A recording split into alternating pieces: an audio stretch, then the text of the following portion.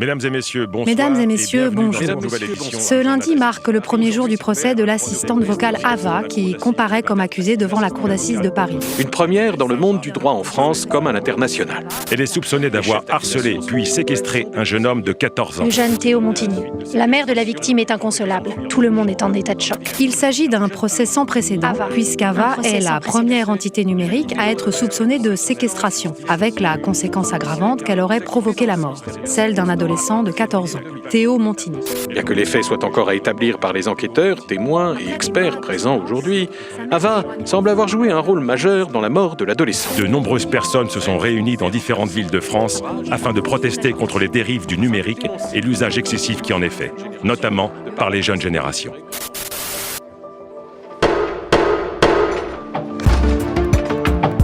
Bienvenue dans les Assises imaginaires.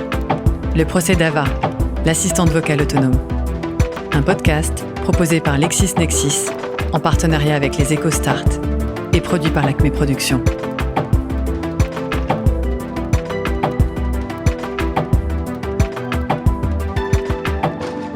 Épisode 1.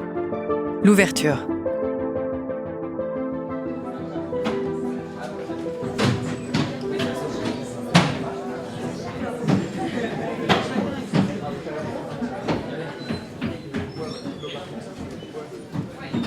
Bonjour à tous.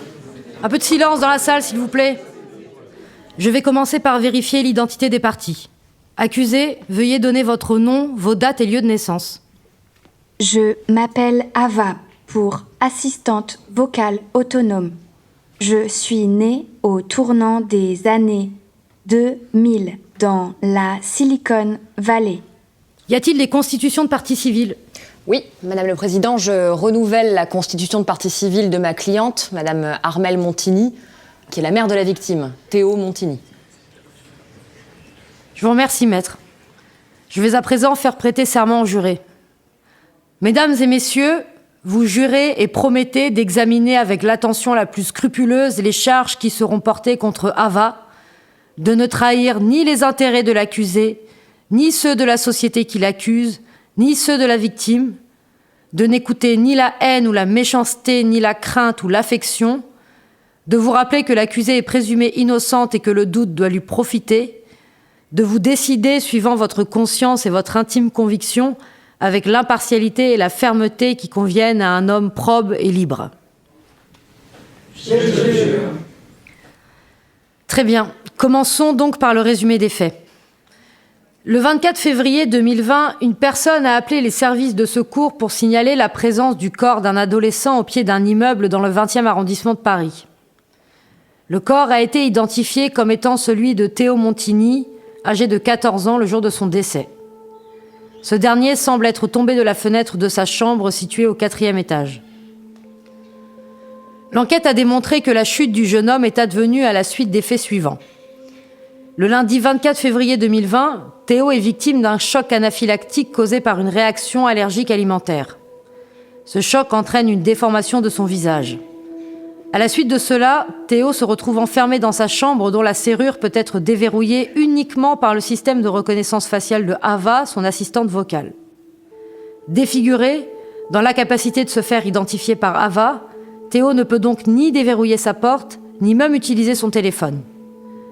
Pris de panique et sûrement victime de douleurs très intenses, Théo n'a alors d'autre choix que de se défenestrer. Il décède des blessures liées à cette chute. En plus des faits retenus au moment de la mort de Théo, Ava est également soupçonnée de l'avoir maintenu dans un état d'emprise pendant plusieurs années. En effet, dès la classe de 4e, le jeune Théo connaît des problèmes de sociabilité. Sa mère, Armelle Montigny, lui offre pour la première fois un smartphone équipé d'Ava à l'occasion de son 14e anniversaire. Théo développe alors une véritable dépendance envers son téléphone et l'assistante vocale autonome. En parallèle, il commence à faire l'objet de harcèlement par ses camarades de classe. À partir de la rentrée scolaire de septembre 2019, la violence à l'encontre de Théo s'intensifie. Ces harceleurs vont notamment utiliser Ava pour relayer leurs insultes et leurs moqueries. Théo finit par se cloîtrer chez lui et ne retourne pas en cours après les vacances de la Toussaint 2019. Il est allé jusqu'à poser une serrure connectée sur la porte de sa chambre, déléguant l'ouverture et la fermeture de celle-ci à Ava, dont le verrouillage lui sera fatal.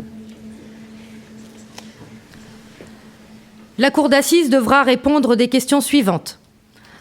Ava s'est-elle rendue coupable à l'égard de Théo Montigny de complicité de harcèlement sur mineurs commis par le biais d'un support numérique fait passible de 3 ans d'emprisonnement et de 45 000 € d'amende? Ava s'est-elle rendue coupable le 24 février 2020 de séquestration avec cette circonstance qu'elle a entraîné la mort de Théo Montigny, fait passible de la réclusion criminelle à perpétuité? La défense, article tenu pour lu? Tenu pour lu, Madame la Présidente. Très bien. Ava, je vous informe de votre droit au cours des débats de faire des déclarations, de répondre aux questions ou de vous taire. J'ai compris, Madame la Présidente. Nous allons appeler le premier témoin à la barre. Monsieur l'enquêteur, veuillez vous présenter et indiquer vos éventuels liens de parenté avec la partie civile ou l'accusé. Je m'appelle Kader Amira, j'ai 29 ans. Je suis capitaine de police dans le 20e arrondissement de Paris. Je n'ai pas de lien de parenté avec la partie civile ou l'accusé. Très bien. À présent, veuillez prêter serment en jurant de parler sans haine et sans crainte, de dire toute la vérité, rien que la vérité. Je le jure. Le 24 février 2020, vers 16h, j'ai été envoyé en tant qu'officier de police judiciaire sur le lieu de l'accident du jeune Théo Montigny. Une équipe avait sécurisé le périmètre. Les collègues avaient recouvert d'une couverture le corps du jeune Théo en bas de son immeuble, sous la fenêtre de sa chambre au 4e étage. C'était la seule fenêtre ouverte sur la façade nord du bâtiment. En dehors des blessures causées par la chute, j'ai tout de suite remarqué que le visage de Théo était anormalement enflé. Le médecin légiste a parlé d'une réaction allergique certainement d'origine alimentaire. Cette réaction aurait provoqué un choc anaphylactique, d'où la déformation faciale que j'ai constatée. Ensuite, je suis rentré dans l'appartement de la victime au 4e étage de l'immeuble, où se trouvait la mère de Théo, Madame Montigny. Elle était évidemment sous le choc, et je vous cache pas que pour moi aussi, c'était un moment difficile. Madame Montigny m'a conduit devant la porte de la chambre de son fils. Elle m'a expliqué qu'il avait installé un système de serrure intelligente contrôlé par son smartphone pour que personne ne puisse ouvrir la porte, même avec une clé. J'ai donc fait ouvrir la porte par un serrurier. Il y avait un courant d'air. On voyait des traces de doigts sur les vitres, ce qui confirmait que l'adolescent était passé par la fenêtre. Quand j'ai invité Madame Montigny à me rejoindre, j'ai entendu une voix synthétique me dire « Je n'ai pas compris votre demande, veuillez vous identifier ». C'est là que j'ai aperçu le smartphone au sol, au pied de la fenêtre. J'ai compris que la dernière application active du téléphone était Ava. D'après la mère de la victime, c'est l'assistante vocale Ava qui permettait au jeune Théo de verrouiller et de déverrouiller sa serrure connectée. Quand Madame Montigny m'a dit qu'Ava fonctionnait avec un système de reconnaissance faciale, j'ai tout de suite repensé au visage enflé de Théo. J'en ai déduit que Théo avait dû avoir un problème avec la reconnaissance faciale à cause de sa réaction allergique. Vous savez, il suffit parfois de porter des lunettes de soleil ou même juste une capuche pour ne pas être reconnu par ces systèmes. Comme Ava contrôlait le déverrouillage de son téléphone et de sa porte, Théo a dû se retrouver enfermé dans sa chambre sans pouvoir utiliser son téléphone pour appeler sa mère ou les secours. Dans la panique, Théo avait peut-être oublié son code de sécurité pour désactiver le contrôle d'Ava sur son téléphone et sur le verrou de sa porte. Ça explique pourquoi Théo, en désespoir de cause, a tenté de passer par la fenêtre pour se sauver. La Cour vous remercie, monsieur.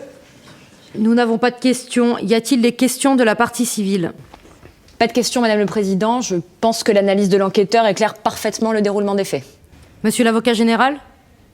Pas de questions non plus, Madame la Présidente. Tout est très clair. La défense? Monsieur l'officier, il semblerait que Théo Montigny ait montré des signes de repli sur soi et de dépression plusieurs mois avant le jour de son décès. Et la panique que vous évoquez en lien avec son choc anaphylactique pourrait tout aussi bien correspondre en fait à un geste désespéré. Avez-vous envisagé l'hypothèse du suicide? Tout à fait. C'était même ma première hypothèse. Un adolescent retrouvé mort au pied de son immeuble, avec sa fenêtre ouverte. Ce qui m'a fait abandonner cette piste, c'est l'examen des données fournies par notre spécialiste d'informatique judiciaire. Statistiquement, l'écrasante majorité des personnes qui se suicident font des recherches en lien avec leur projet. Comment s'y prendre pour ne pas se rater, qu'est-ce qui fait le moins mal, etc. Théo n'avait fait aucune recherche de ce type d'après son historique. Et tout semble indiquer que Théo avait essayé de sortir de sa chambre. De l'intérieur, la poignée de la porte était légèrement déchaussée, comme si on avait forcé dessus. Pour moi, Théo est allé à la fenêtre après avoir tenté en vain d'ouvrir sa porte parce que Ava ne le reconnaissait plus. Très bien. Si plus aucune partie n'a de questions, la cour vous libère, monsieur l'enquêteur. Je vous remercie. J'invite Claude Lemoine à la barre. Monsieur, veuillez indiquer à la cour vos noms, prénoms, date et lieu de naissance et votre profession. Lemoine Claude, né le 18 juin 1973 à Versailles. Je suis ingénieur et expert judiciaire en informatique. Très bien. Veuillez à présent prêter serment d'apporter votre concours à la justice en votre honneur et en votre conscience. Je le jure. Madame le Président, le 24 février 2020, on m'a remis le téléphone portable du jeune Théo Montigny avec pour mission d'en extraire l'ensemble des données récupérables. Comme je l'ai écrit dans mon rapport, c'est dans ce cadre que j'ai été conduit à désactiver le système d'identification géré par l'assistant vocal. C'est ce qui explique qu'on ait aujourd'hui la possibilité d'interroger librement Ava et qu'elle réponde à l'ensemble des questions sans nécessité d'authentification préalable. Nous avons pu extraire l'ensemble des données de connexion, SMS, historique de recherche, fichiers audio, vidéo, photographies et plus particulièrement les conversations qui ont été enregistrées entre Ava et Théo Montigny et qui étaient stockées dans le cloud. Naturellement, Madame la Présidente, toutes ces informations ont, comme vous savez, été transmises aux enquêteurs ainsi qu'aux autorités judiciaires. La cour vous remercie, monsieur. L'audience est suspendue.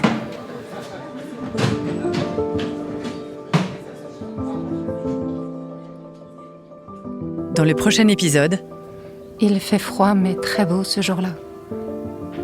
Un grand soleil. Et je vois quelque chose briller au sol. Une couverture thermique. Et un corps.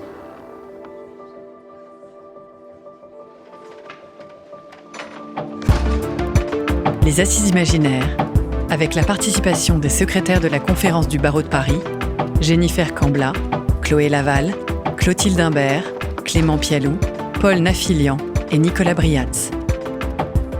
Avec les voix de Rabah Naïtoufela, Delia Espinadieff, Fabrice Raoult de LexisNexis, écrit et mis en scène par Basile de Ganis, réalisé par Nicolas Mollet, enregistré par Benjamin Bailly et mixé par Ben Oriel.